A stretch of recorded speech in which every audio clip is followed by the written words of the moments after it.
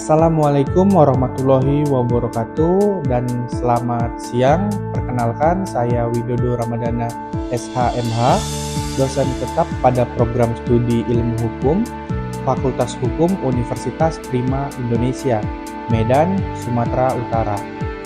Dalam kesempatan ini, saya menyampaikan video pernyataan diri dosen sebagai bagian dari unjuk kerja Tridharma Perguruan Tinggi atau PDD UKT PT pada bidang pengajaran.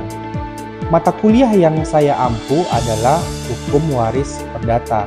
Mata kuliah ini terdiri dari 16 pertemuan, termasuk 2 pertemuan untuk UTS dan UAS, serta 14 pertemuan tatap muka. Atau mata kuliah ini membahas prinsip-prinsip pewarisan dalam hukum perdata, termasuk pengertian waris, syarat menjadi ahli waris, penggolongan ahli waris, pewarisan menurut undang-undang dan testamen, serta penyelesaian sengketa waris berdasarkan hukum positif di Indonesia. Proses pembelajaran dilaksanakan secara tatap muka, perkuliahan langsung di kampus, dan e-learning kampus yang disebut dengan pada Unpri. Materi yang disampaikan melalui metode serama interaktif untuk memberikan pemahaman konseptual secara lisan dan visual, studi kasus sebagai bentuk pembelajaran kontekstual, diskusi kelas untuk mendorong mahasiswa berpikir kritis, tanya jawab dilakukan untuk memperkuat pemahaman interaksi tidak hanya bersifat satu arah saja dari dosen ke mahasiswa, tetapi juga mendorong interaksi antar mahasiswa melalui forum diskusi kelompok, presentasi kelompok untuk melatih kemampuan berpikir secara logis dan argumentatif, refleksi individu yang memungkinkan mahasiswa mengevaluasi pemahaman mereka sendiri secara mandiri. Penilaian hasil belajar mencakup: pertama, kehadiran 10%, 2, kuis dan partisipasi aktif 10%, tugas individu dan kelompok 10%, 4, UTS 35%, dan 5, UAS 35%. Tugas diberikan dalam bentuk analisis kasus waris, pembuatan legal opinion, dan kajian pustaka hukum. Capaian pembelajaran lulusan atau CPL adalah mampu menerapkan teori dan konsep hukum waris perdata dalam menyelesaikan permasalahan hukum. Capaian pembelajaran mata kuliah atau CPMK, mahasiswa diharapkan mampu menjelaskan asas-asas hukum waris, mengenali jenis-jenis pewarisan, dan menganalisis sengketa waris berdasarkan hukum perdata Indonesia. Dan sub CPMK yang pertama adalah menjelaskan pengertian dan ruang lingkup hukum waris perdata, lalu mengidentifikasi ahli waris menurut hukum BW dan KUH Perdata, 3, menganalisis perbedaan pewarisan berdasarkan undang-undang dan testamen, dan menyusun opini hukum dalam sengketa waris perdata, mengaplikasikan ketentuan waris dalam studi kasus aktual. Dan ada beberapa referensi utama yang saya ambil adalah dari R. Subekti dan Citro Sudibyo, Kitab Undang-Undang Hukum Perdata BW, Sudirman Karto Hadi Projo, Hukum Waris Indonesia, Budi Harsono, Hukum Waris dalam BW dan Kompilasi Hukum Islam, Sultan Remi Syahdeni, Hak Waris dalam Perspektif Hukum Perdata, putusan-putusan Mahkamah Agung terkait sengketa waris. Demikianlah pernyataan diri saya sebagai dosen pengampu mata kuliah Hukum Waris Perdata. Untuk melihat praktik proses belajar mengajar secara langsung, silahkan simak video interaksi saya bersama mahasiswa dalam sesi pembelajaran selanjutnya. Wassalamualaikum warahmatullahi wabarakatuh. Terima kasih dan salam hormat. Oke, baik, selamat pagi.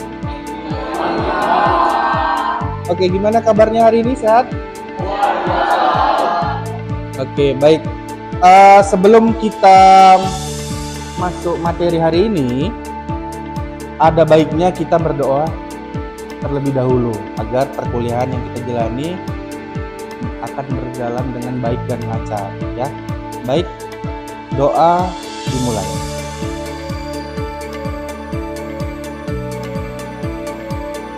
Selesai? Oke, baik. Materi untuk pertemuan kali ini adalah tentang hukum waris perdata. Jadi kita akan membahas seputar pengertian hukum waris perdata dan sejarah hukum waris perdata yang ada di Indonesia ini. Ini adalah salah satu topik yang menarik karena pasti kita nantinya setelah mempelajari ini ingin mengetahui bahwasanya kemana sih nanti warisan dari orang tua kita dan siapa-siapa saja sih yang mendapatkannya, dan ada ring 1, ring 2, ring 3. Kalau misalnya meninggal salah satu jatuhnya kemana, kalau misalnya dua-duanya meninggal kemana. Nah, itu nanti akan kita bahas di sini seperti itu. Jadi sebelum kita masuk ke topik, kita harus mengetahui juga bahwasanya setiap mata kuliah itu mempunyai RPS. RPS itu adalah rencana pembelajaran semester, di mana rencana pembelajaran semester ini adalah cakupan dari satu mata kuliah selama satu semester. Jadi mungkin kita banyak yang nggak tahu atau mungkin belum paham apa sih Pak RPS itu, apakah silabus atau bagaimana. Nah, di sini saya jelaskan secara runut pengertian dari RPS agar kita mengetahui apa saja sih susunan-susunan yang harus kita ketahui seperti itu. Nah, untuk RPS cakupannya itu untuk satu mata kuliah selama satu semester seperti itu. Dan turunannya ke bawah, CPL, capaian pembelajaran lulusan, itu cakupannya seluruh kurikulum. Jadi kita ingin mendapatkan nantinya para mahasiswa itu kompetensi akhirnya itu bagaimana, akan mendapatkan apa, dan setelah lulus nanti ilmu apa yang didapat seperti itu.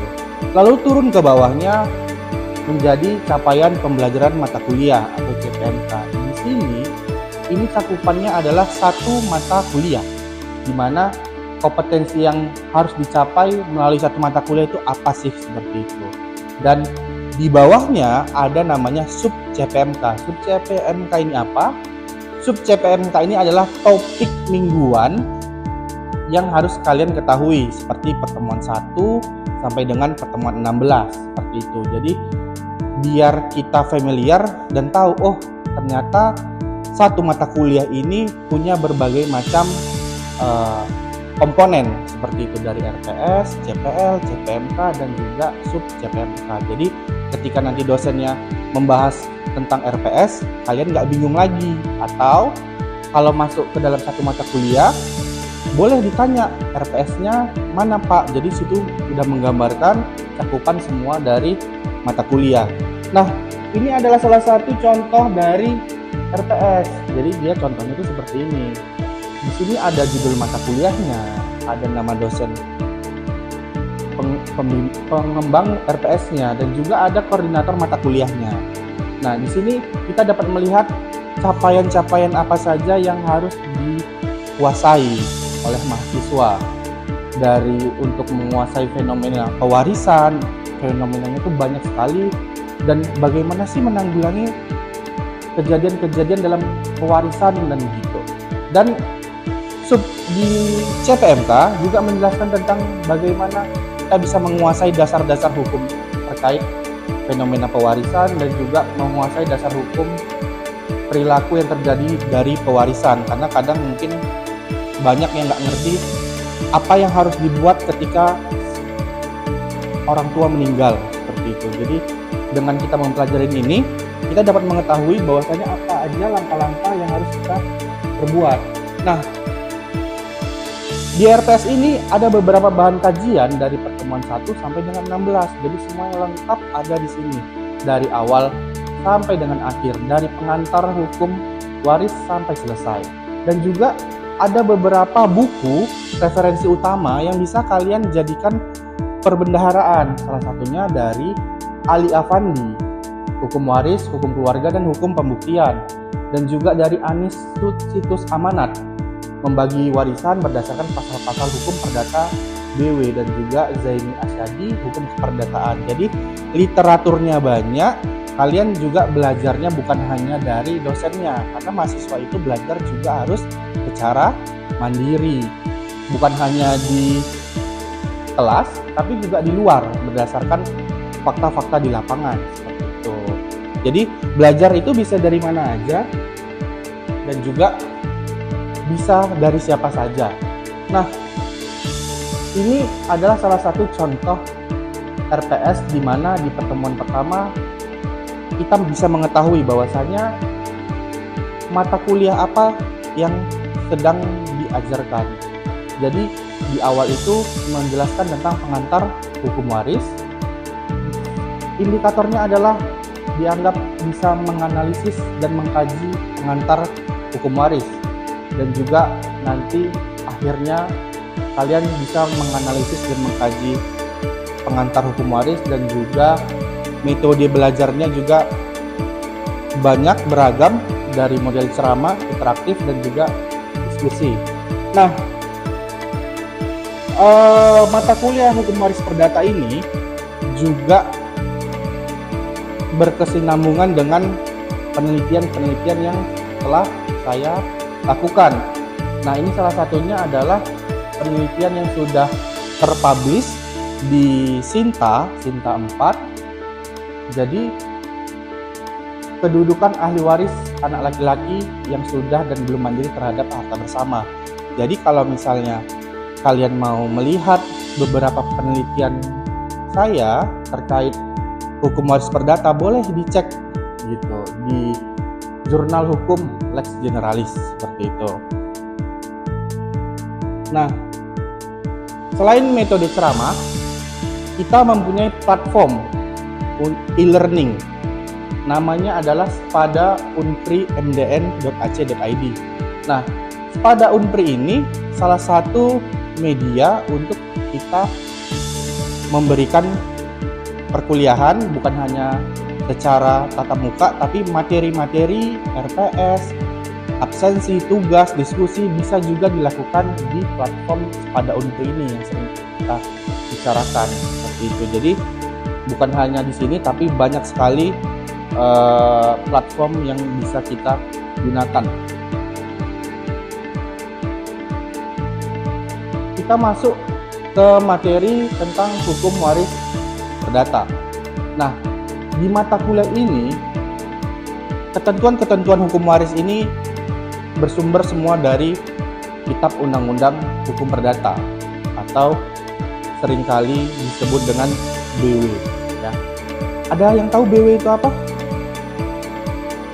Oke, Burgerlijk Wetboek. Jadi bagus sekali, Michael ya. Kamu sudah mengetahui bahasa Belandanya apa. Jadi di sini kita juga membahas tentang beberapa asas-asas pewarisan. Subjek, objek waris, urutan ahli waris itu bagaimana, dan hak mutlaknya, legiti porsinya itu bagaimana, seperti itu. Dan bagaimana sih mekanisme pembagian waris seperti itu. Dan kalau secara hukum perdata itu bagaimana, dan juga kita juga mempelajari materi tentang beberapa teori-teori penerapan hukum waris gitu, dalam berbagai konteks perdata. Dan juga kita bisa membandingkan secara terbatas dengan sistem hukum waris lain yang ada di Indonesia, karena di Indonesia ini sangat luas sekali, dan pembelajaran juga difokuskan pada penguasaan, konsep, dan kemampuan analisis terhadap kasus-kasus waris secara yuridis dan logis seperti itu. Nah, tujuan mata kuliah ini adalah supaya kita bisa memberikan pemahaman konseptual bahwasanya asas-asas dasar hukum dan sistem pewarisan menurut hukum perdata itu bagaimana, agar kita dapat mengetahui itu semua. Kita dapat melatih kemampuan analisis yuridis terhadap permasalahan hukum waris dan dalam praktik perdata seperti itu. dan membentuk keterampilan penerapan hukum dalam menyelesaikan kasus. Pembagian waris secara profesional dan adil, karena kadang adil ini bingung kita melihatnya ya. Adil ini apakah memberikan sesuatunya itu sama rata atau sesuai porsinya bagaimana, seperti itu. Jadi mungkin kalau di sini kalau kita punya orang tua punya harta banyak gitu, maunya dibagi bersama atau dibagi sesuai porsi. Nah, kadang kita berpikiran seperti itu. Jadi dengan adanya pelajaran hukum waris perdata ini, kita akan mengetahui bahwasanya bagaimana sih pembagian-pembagian yang adil seperti itu. Jadi kita bisa berpikir bahwasanya banyak perbedaan-perbedaan sistem hukum waris yang ada di Indonesia ini, seperti itu. Nah, manfaat mata kuliah ini bagi mahasiswa adalah mahasiswa dapat memahami struktur dan logika sistem hukum waris perdata barat BW, dan juga bisa mengidentifikasi dan menganalisis kasus yang terjadi di masyarakat. Jadi kalau misalnya ada masyarakat, tetangga, teman, kolega yang mengalami masalah waris, jadi kalian bisa memberikan opini hukum terkait masalah pewarisan. Jadi memberikan solusi kepada masyarakat luas, seperti itu. Dan kalian dapat bekal keilmuan untuk berpraktik sebagai advokat, notaris, hakim, atau konsultan hukum dalam bidang hukum waris lainnya, seperti itu. Dan nanti kalian juga bisa menyusun pendapat hukum atau legal opinion, dan juga hukum waris ini relevan tentang sosial, ekonomi, dan juga keadilan dalam berkeluarga. Jadi dalam berkeluarga nanti kalian bisa adil dalam menentukan bagaimana sih pembagian yang tepat, seperti itu. Nah, di sini saya menggunakan pendekatan pembelajaran berbasis kasus case-based learning. Jadi dengan kombinasi kuliah tatap muka, diskusi dan kuis interaktif, materi yang saya sediakan melalui Spada Unpri, termasuk e-modul, video penjelasan, dan forum diskusi, semua bisa diakses di Spada Unpri, seperti itu. Dan nanti evaluasi dilakukan melalui UTS, UAS, serta tugas kelompok berupa analisis kasus pewarisan, seperti itu.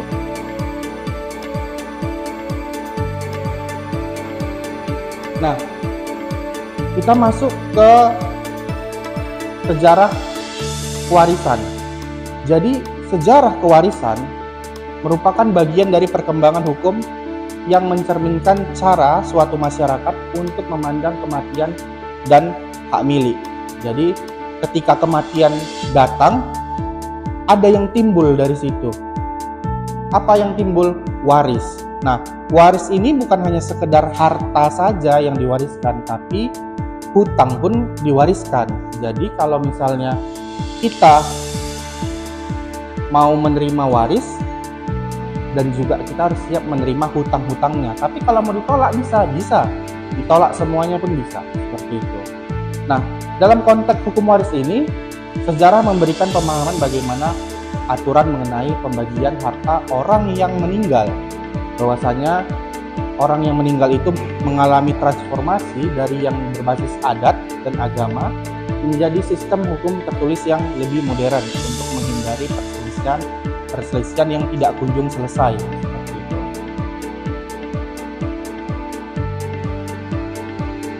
Nah, perkembangan sistem hukum waris di Indonesia menganut sistem hukum yang beragam. Sistem hukum yang beragam di mana terdapat 3 sistem hukum waris yang hidup dan berkembang secara berdampingan. Yaitu yang pertama, hukum waris adat merupakan pewarisan berdasarkan adat istiadat dan yang berlaku di masing-masing daerah. Dimanapun berada, itu biasanya berbeda-beda, dan contohnya adalah salah satunya seperti daerah-daerah Minangkabau. Dia pewarisannya secara matrilineal. Dan ada juga hukum waris Islam, sumbernya dari Al-Quran dan juga hadis. Dan hukum waris Islam ini telah memiliki aturan yang detail tentang bagian masing-masing ahli waris. Jadi bagi yang bercita-cita menjadi advokat. Bukan hanya hukum waris perdata saja yang dipelajari, tapi juga tentang hukum waris Islam karena pembagiannya berbeda seperti itu. Nah, hukum waris perdata diberlakukan secara resmi bagi warga negara Indonesia, keturunan Eropa atau Tionghoa, namun juga diterapkan dalam konteks umum sebagai bagian dari sistem hukum nasional. Gitu. Nah, ini adalah salah satu pengertian hukum waris, di mana hukum waris ini adalah sebuah cabang hukum perdata yang mengatur mengenai pemindahan hak dan kewajiban kekayaan seseorang yang sudah meninggal. Jadi pihak lain yang disebut ahli waris seperti itu, baik berdasarkan hubungan darah, perkawinan ataupun wasiat seperti itu. Jadi ada satu fakta menarik, kalau misalnya kenapa sih anak perempuan tunggal itu statusnya itu sangat dilindungi ya, maksudnya. Kenapa? Karena kenapa anak laki-laki itu menjadi idaman seperti itu di setiap keluarga? Ada yang tahu, Bill, kenapa anak laki-laki menjadi idaman dalam suatu keluarga? Membawa marga seperti itu, ya kan? Nah, salah satu yang menarik, kenapa semua orang itu mengidamkan anak laki-laki? Karena dengan adanya anak laki-laki, harta warisan orang tua kalian itu terlindungi dengan adanya anak laki-laki. Seperti yang Billy katakan tadi, sebagai penerus marga dan juga untuk mempertahankan harta. Nah, pertanyaannya gini, bagaimana Pak kalau dia anak perempuan tunggal atau mungkin anaknya perempuan semua, dua-duanya perempuan, atau tiga-tiga perempuan, 4 perempuan? Jadi, kalau kalian emang rela harta orang tua yang banyak itu keluar ke sana kemari, ke kanan ke kiri? Mungkin tidak ya, seperti itu ya. Pasti kan pengen harta yang dicari susah payah oleh orang tua itu kan ya ke kalian juga lah. Cuman di undang-undang itu diatur ada orang-orang yang berhak untuk menerimanya seperti itu. Jadi kalau dia mengerti, dia akan meminta bagiannya seperti itu. Nah, caranya supaya terlindungi harta tersebut adalah sebelum meninggal orang tua itu harus membuat wasiat seperti itu untuk memberikan legalitas supaya tidak diganggu gugat itu harta orang tuanya. Makanya sebenarnya kalau nggak ada anak laki-laki, istilahnya itu hartanya tidak terlindungi gitu, tidak terdinding gitu. Nah, makanya dengan adanya wasiat itu harta itu bisa terlindungi dan tidak kemana-mana. Makanya sebenarnya pembagian warisan itu harusnya ketika orang tua masih ada, bukan tidak ada gitu, untuk tidak menimbulkan masalah-masalah hukum. Nah, Michael setujunya warisan itu dibagi sebelum orang tua meninggal atau sesudah orang tua meninggal? Kenapa, Michael? Oh, ada anaknya pada ribut semua. Oke, baik. Jadi banyak yang bersepakat di sini bahwasanya pembagian warisan itu baiknya dilakukan sebelum orang tua meninggal untuk mencegah perselisihan seperti itu. Memang baiknya seperti itu, cuman kadang budaya dulu dengan budaya sekarang itu berbeda, kadang seperti itu. Nah, orang tua zaman dulu sepertinya tabu membahas tentang harta warisan seperti itu. Baiknya itu tidak dibicarakan kalau orang tuanya masih ada seperti itu. Padahal sebenarnya maksud dan tujuannya baik supaya apa? Supaya tidak ada masalah di kemudian hari. Bayangkan aja kalau dia seorang anak perempuan tunggal, harta orang tuanya banyak, lalu orang tuanya tidak care, tidak peduli terkait hartanya.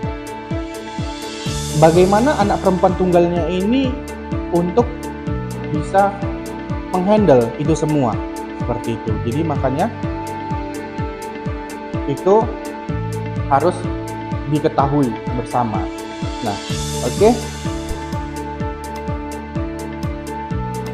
Baik.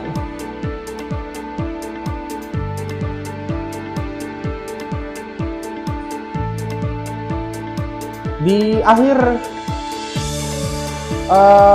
sesi ini saya akan menyampaikan kesimpulan bahwasanya sejarah kewarisan itu menunjukkan bahwa hukum waris di Indonesia itu berasal tidak dari satu sumber saja, dan juga melainkan berkembang dari hukum adat, hukum Islam, dan hukum Perdata Barat. Nah, pemahaman ini penting untuk kita pahami agar konteks pluralistik yang ada di Indonesia ini menjadi cabang hukum perdata yang mengatur tentang pemindahan hak dan kewajiban seseorang yang telah meninggal, baik berdasarkan hubungan darah, perkawinan, maupun kehendak melalui wasiat. Baik, sekian perkuliahan kita hari ini, dan selamat berjumpa di pertemuan selanjutnya. Terima kasih, selamat siang.